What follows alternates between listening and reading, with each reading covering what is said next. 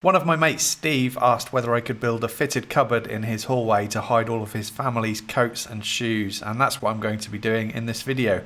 So I went shopping and picked up a pine louvre door, a sheet of 9mm MDF which I had to rip down in the car park to get inside the van, some 34x34mm 2.4 metre lengths of planed square edge spruce, and a tin of primer. I'm going to do as much of this project as I can here in the workshop, and first I need to build a frame for the cabinet based on some dimensions for the space that I'd already taken note of. First I need to choose the 3 straightest lengths of timber to use for the uprights of the frame. So here I'm sighting down the length of them, which helps to highlight which ones are bendy, as you can see here. These bendy ones will be okay for short lengths once cut down, but no good for the longer pieces that I need. Once I've chosen my 3 straightest pieces, I'm going to cut them to about 100mm shorter than the height of the ceiling, so that I can hopefully manoeuvre the frame in place when I install it without scraping the ceiling. 2 of these pieces will need cutouts at the ends to fit around the skirting boards in the hallway, so here I'm marking up the dimensions and I made the cuts at the bandsaw. Then I can cut some lengths to span the width of the frame, and I can then start assembling here what will be the front face of the frame. It's going to have 3 shelves built into it, and I want this bottom shelf to sit just above the height of the skirting boards, as we want to maximise the space inside the cupboard as much as possible. I'm using polyurethane glue here mainly for its fast set time. It cures within 20 minutes. And my squares help me to keep these pieces square to the uprights. A second shelf will sit about 25cm above the bottom one, and then a third shelf at the top which will be above where the coat racks will be. Once the glue is dry, I add 1 screw to secure each of the joins. Usually I'd want to add 2 screws here, but this timber is quite thin and I need to add more screws later, so I'm relying on the glue to stop any twisting. Here I'm transferring the shelf positions onto what will be the third upright, and then cut some shorter pieces to use for what will be the depth of the cupboard. Lining these up with a pencil mark on my miter saw helps me get them all consistent. And I can start gluing those shorter pieces in place and get my third upright added.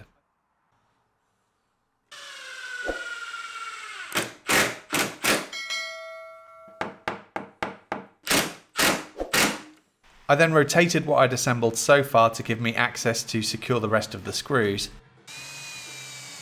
And here you can see there's just enough space to get the screws in at a bit of an angle. Then I want to cut some more pieces, but this time I want the length to include that third upright that's now attached. And I can add that on the other side. And finally I can add the pieces that will span the width of the cupboard at the back.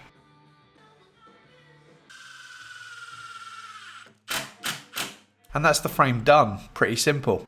If you're wondering why it only has 3 uprights rather than 4, that's because the back corner is going to straddle the skirting board, which Steve didn't want removed, and as this frame is going to be secured to the walls, there's really no need for a 4th upright. Next I can work on the louvre door, and I picked up some hinges so I can get these fitted. I used my router to remove enough material to accommodate the thickness of the hinge.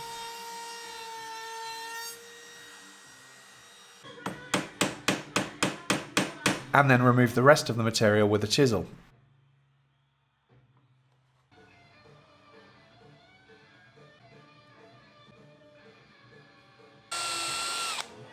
The heads of the screws that came with these hinges were too big, and I didn't have any smaller ones, so these will have to do for now. I've made a mistake. I was meant to install these battens at the front further back to allow for the thickness of the door. There is going to be a 9mm MDF face frame on the front, and the thickness of the door is 21mm, which is about there, so I need to move these back by about 9 or 10mm. Thinking about it though, I can probably leave this one where it is. It's just the middle shelf and the top shelf that I'll need to move back. So let's see if I can get this piece out.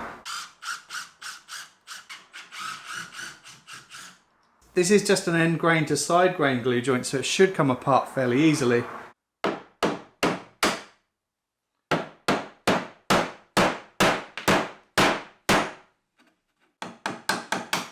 There we go. Here I'm measuring up the thickness of the door from the front face of the 9mm MDF, and I set my combi square at that mark so that I can mark up the rest. Then I add new glue and get them positioned and secured, so that wasn't too much of a problem. Next I can measure up and cut out some more of the MDF to form the shelves. I did the rough cuts with the track saw and then used the table saw to bring them down to the exact size I wanted.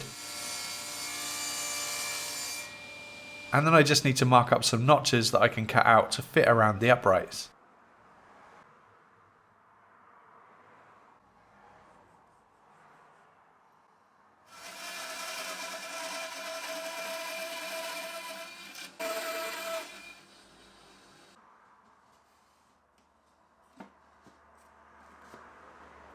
The only other thing I can really get done here at the workshop is getting a coat of primer on the door and the rest of the MDF. Steve's going to paint it himself with the same emulsion used on the walls in the hallway so that it all blends in.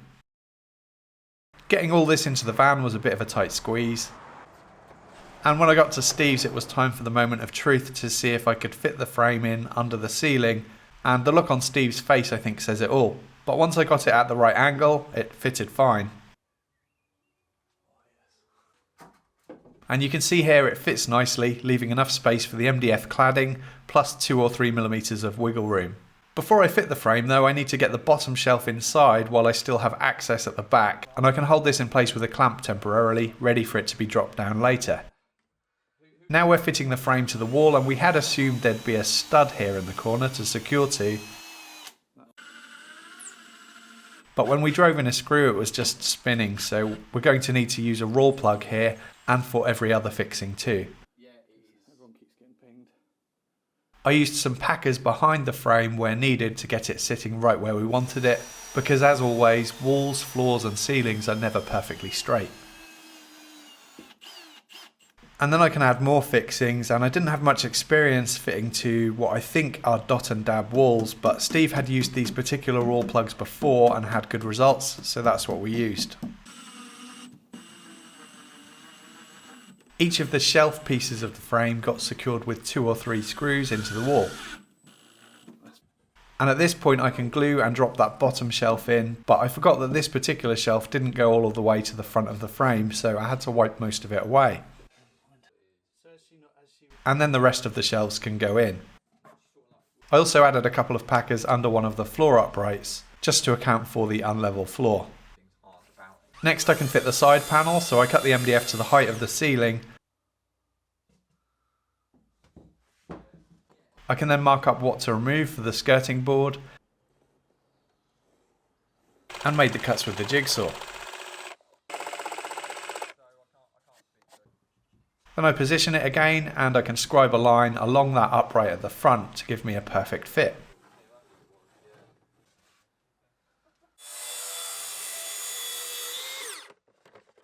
I can then get it glued and pinned in place.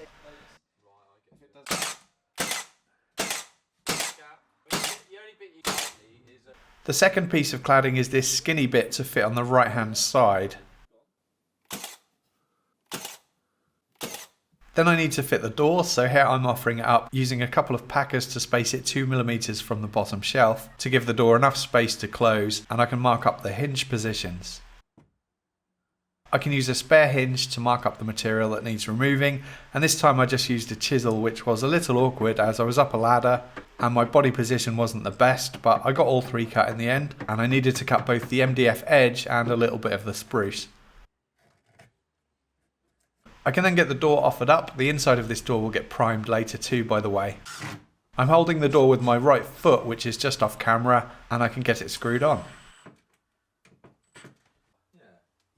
It closed pretty well, so then I could cut another skinny piece of MDF to secure to the left hand side, and again I cut this leaving a 2mm gap between it and the door to swing closed.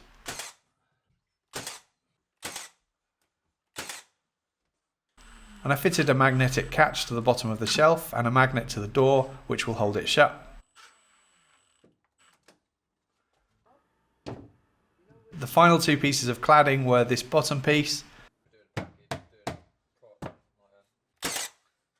and then a top piece, but first I needed to add a couple of bits of timber on the inside which I can fix too. Those just got secured in place with glue and pins, And this will be plenty strong enough once the glue dries, plus it's up and out of the way so it shouldn't really get knocked.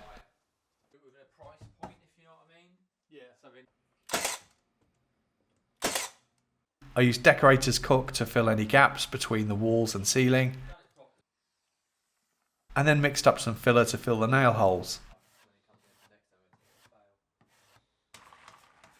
And that was me pretty much done. Once the filler dries, it'll need a bit of sanding, and then all of the primer will need a bit of denibbing, and then a couple of coats of paint. But Steve was happy to do all of that, which saved me a return visit. And he sent me these photos of it all finished, which are on screen now.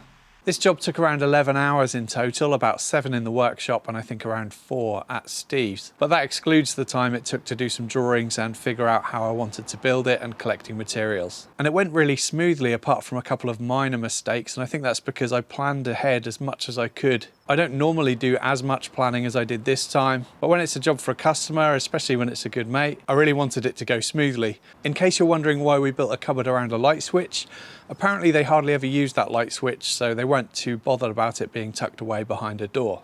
Also, you might have noticed that no handle was fitted to the door yet.